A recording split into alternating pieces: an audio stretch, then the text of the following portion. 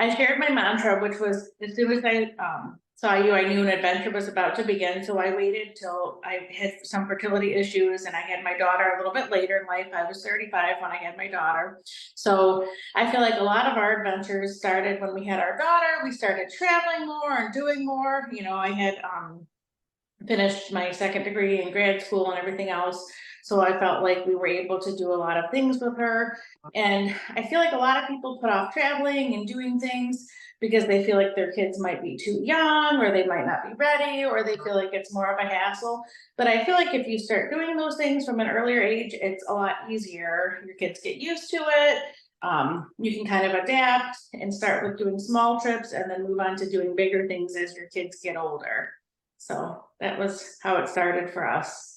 I love that. And I know I watch you on Instagram and I see you're out and about all of the time. So what are some of your favorite places and maybe some of your hidden gems in Southeast Michigan and Michigan, if you'd like? So we love exploring all over. Detroit actually is probably one of my favorite places to visit. We like to visit Belle Isle. We like the aquarium, the nature center there, and the park. That's one of my favorite places to visit. Sometimes we like to grab a pizza from one of the local places like Nikki's, and then we'll take it with us over there to Belle Isle and spend the day. And then locally, parks are definitely one of our favorite places to visit with our daughter. She'll spend hours there if we have the time. So some of our favorite places to visit are Booth Park in Birmingham, Innovation Hills and Rochester Hills. That's definitely a favorite. Raintree Park in Troy because it's really close to us. And those are probably a few of our favorite places to visit locally when the weather's nice. What do you do in the winter? In the wintertime, we do still spend some time outside. Bowers Farm, we visit, they have some seasonal activities that's in Bloomfield Hills. So they have snow tubing, and like outdoor fires and things like that. And we do spend time actually inside visiting some of the pools in our area. We live in Troy, so they have a lot of indoor recreation activities that you can do as well.